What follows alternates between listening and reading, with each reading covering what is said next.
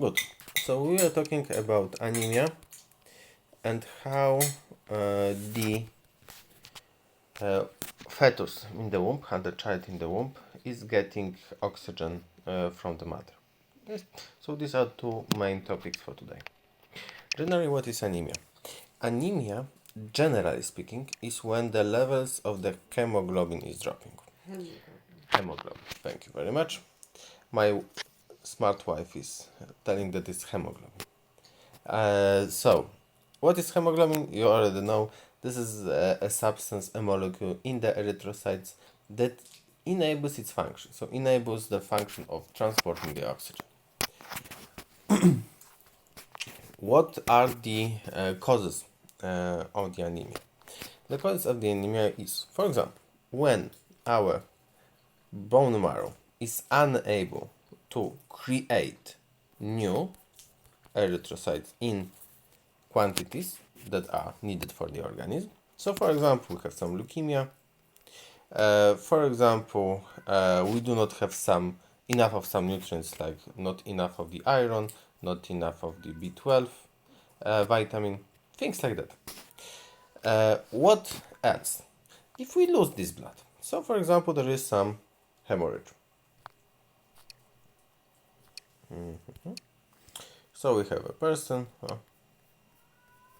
and the person is bleeding profusely. So after this bleeding, there may be some anemia. In clinical situations, quite frequent type of bleeding is from the gastrointestinal tract. Sometimes it's visible, sometimes it's not. What else? Sometimes also the erythrocytes may be destroyed in the body for various reasons. For example, there may be some reaction of immune system that would attack our own erythrocytes. There are also many other reasons, but we will not delve to too much detail. So, what are the effects of the anemia? If we do not have anemia, we do not have all of the functions that are performed by the hemoglobin. So, hemoglobin is mainly transporting the oxygen. Hemoglobin, yes, thank you very much. Hemoglobin is mainly transporting the oxygen. So, oxygen transportation, when we have the anemia, is inhibited. Also, a bit would be affected the acid-base balance, but this is not a critical thing. Generally, it's all about the oxygen transportation.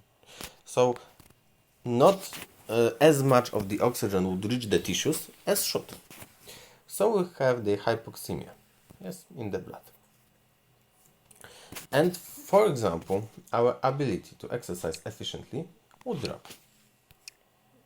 There are also a lot of other complications, but this is by far the most important. Okay, about a womb and the children in the womb. So, you already know something about oxygen dissociation curve. Yes. In case of the children in a womb, they have different type of the hemoglobin. This hemoglobin has far higher affinity to oxygen than the normal hemoglobin that is present in adult person. So when it has the higher affinity, as I already explained to you, affinity is how much it wants to attach to something. Yes, so hemoglobin of higher affinity of the oxygen has higher probability to attach the oxygen than hemoglobin with lower affinity to the oxygen. So one more time, children children in the womb, of course. I mean children in the womb and newborns has hemoglobin that has far higher affinity. So it has a greater probability to attach the oxygen than the hemoglobin in the blood of the mother. Thanks to this, mother can give the oxygen from her own tissues, from her own erythrocytes to the children. Yes, of course, from the anatomic perspective, the children also has modified circulatory system because the blood cannot get effectively through the lungs because there is no air in the lungs. So the blood gets around, yes, and omits the lungs. Yes, there is no small circulation in case of the children. But for now, it's not important. Yes, the most important thing is that to understand how the affinity of the hemoglobin is changed. Okay, thank you very much.